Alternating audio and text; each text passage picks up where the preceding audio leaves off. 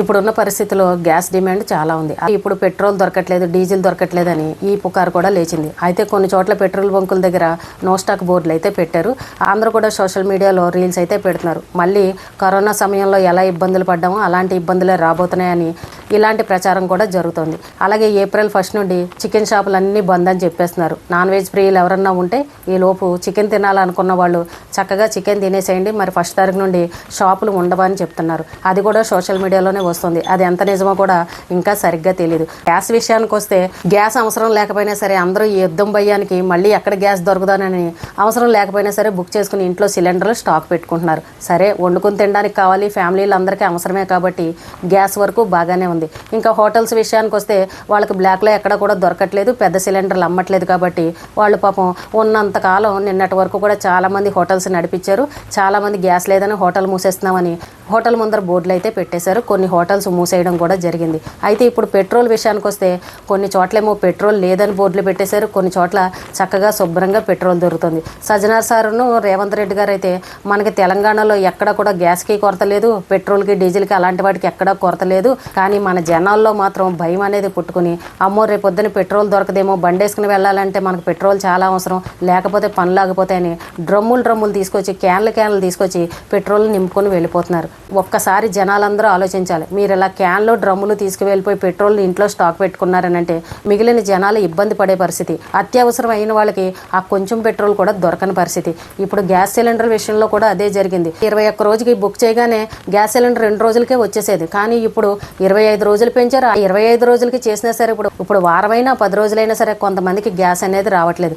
Gas సిలిండర్లు తీసుకొచ్చి auto అబ్బాయి కూడా చెప్తున్నాడు, ఈ జనాలకి ఏ వేరే పెడితే ఆ వేరేనమ్మా, గ్యాస్ అవసరం లేకపోయినా సరే ఇంట్లో ఫుల్ సిలిండర్లు పెట్టుకుంటున్నారు, అవి ఎంత ప్రమాదమో కూడా అర్థం కావట్లేదు, చెప్పినా సరే ఎవరూ వినట్లేదు, మేము సమాధానం చెప్పలేకపోతున్నాం, మాకు ఫోన్ల మీద ఫోన్లు వచ్చేస్తున్నాయి, ఇంతకుముందు రోజుకు 1000 బుకింగ్లు వచ్చేవి, ఇప్పుడు అంతకంటే ఎక్కువైపోయి వేలల్లో బుకింగ్లు వచ్చేస్తున్నాయి, మేము అన్ని అందించలేకపోతున్నామని ఆటో వాళ్ళు కూడా చెప్తున్నారు. దీనివల్ల జనాలందరూ ఆలోచించుకోవాల్సిన విషయం ఏంటంటే గ్యాస్ అంటే ఏదో ఇంట్లో అవసరం వండుకోవడానికి కావాలి కాబట్టి గ్యాస్ సిలిండర్లు పెట్టుకుంటున్నారు, బాగానే ఉంది, కానీ ఈ పెట్రోలు డీజిల్ ఏవైతే ఉన్నాయో ఇంట్లో స్టాక్ పెట్టుకుంటున్నారు, దానివల్ల ఎంత ప్రమాదం అనేది కూడా ఒక్కసారి ఆలోచించండి. మీరు తీసుకువెళ్తారు, ఇంట్లో ఎక్కడో చోట పెడతారు, ఇంట్లో పిల్లలు ఉంటారు, పెద్దవాళ్ళు ఉంటారు, ఇంట్లో ఏదో ఒకటి మొత్తం జనాలు తిరుగుతూ ఉంటారు, ఏదైనా ప్రమాదం జరిగిందనుకోండి ఆ పెట్రోల్ ఎంత డేంజర్ అనేది ఎవరైనా ఆలోచిస్తున్నారా? అలా తీసుకువెళ్ళి ఇంట్లో పెట్టుకుంటే ఏ పిల్లలన్నా ముట్టుకుంటారేమో, ఏదైనా జరిగితే ఏంటి పరిస్థితి అని ఎవరైనా ఆలోచిస్తున్నారా? ఈ పెట్రోల్ని తీసుకువెళ్ళి ఎక్కడ పెడతారు చెప్పండి? లీటర్లు క్యాన్లు తీసుకువెళ్ళి ఇంట్లోనే కదా దాచుకుంటారు.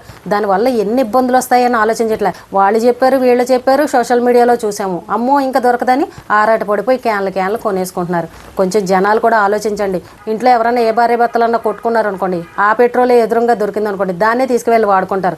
అలాంటి సంఘటనలు కూడా మనం చూస్తున్నాం. ఎందుకండి లేనిపోని రిస్కులు తెచ్చుకోవడం? పెట్రోల్ లేకపోతే ఇప్పుడు నష్టం ఏమన్నా వచ్చిందా?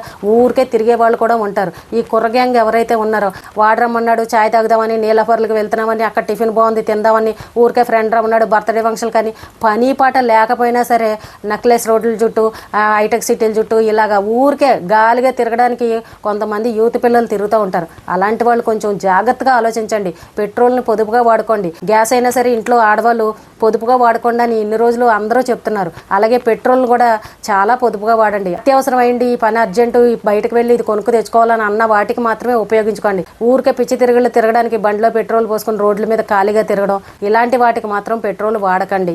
ఉన్నప్పుడంటే మనం జలసాగా తిరిగేసాం, కానీ లేనప్పుడైనా జాగ్రత్తగా ఉండాలి కదా. మీరు ఇష్టం వచ్చినట్టు గాలిగా తిరిగి వాడేసుకుంటారు, తీరా అక్కడ పెట్రోల్ దగ్గరికి వెళ్ళేసరికి అక్కడ లేదనుకోండి, అప్పుడు పరిస్థితి ఏంటి? యువత పిల్లలు ఎవరైతే ఉన్నారో, సరదాగా తిరిగే వాళ్ళు ఎవరైతే ఉన్నారో అందరూ జాగ్రత్తగా ఆలోచించుకోండి. ఇంట్లోకి ఏదైనా అవసరం ఉంటే ఒక్కసారి వెళ్ళి అన్ని కావాల్సినవి కొనుక్కు తెచ్చుకోండి. అందరూ చెప్తున్నారు కరోనా టైంలో ఎన్ని ఇబ్బందులు పడ్డామో ఇప్పుడు కూడా పరిస్థితి అలాగే రావచ్చు అని చెప్తున్నారు. అంటే వస్తుందని ముందే భయపెట్టడం కాదు, కానీ మనకు ఉన్నదాన్ని జాగ్రత్తగా వాడుకోమని దీని అర్థం. గ్యాస్ పొయ్యి లేని వాళ్ళు అందరూ కూడా కరెంటు పొయ్యిలు కొనుక్కుంటున్నారు. కరెంటు పొయ్యిలు కూడా ఆన్లైన్లో కొనుక్కుందామని అంటే అవి కనబడుతున్నాయి కానీ అవుట్ ఆఫ్ స్టాక్ అని చెప్పేస్తున్నారు. అవి కూడా దొరకట్లేదు. బయట ఇంకెక్కడన్నా షాపులకు వెళ్ళి కొందామని అంటే మంచి బ్రాండ్లు, మంచి కంపెనీలువి అవి ఎక్కడ కూడా దొరకట్లేదు. ఎప్పుడైనా సరే కరెంటు వస్తువులు కొనేటప్పుడు బ్రాండెడ్వే కొనుక్కోవాలి. ₹1 ఎక్కువైనా సరే మంచి క్వాలిటీ ఉన్నవే కొనుక్కోవాలి, కానీ చీప్గా ఉన్నవి మాత్రం కొనకండి. ఇప్పుడు గవర్నమెంట్ కూడా చెప్తుంది కదా, కొంచెం ఇబ్బంది కలగచ్చు, జాగ్రత్తగా వాడుకోండి అని. మరి మనం జాగ్రత్తగా వాడుకోవడంలో తప్పే ఉంది చెప్పండి?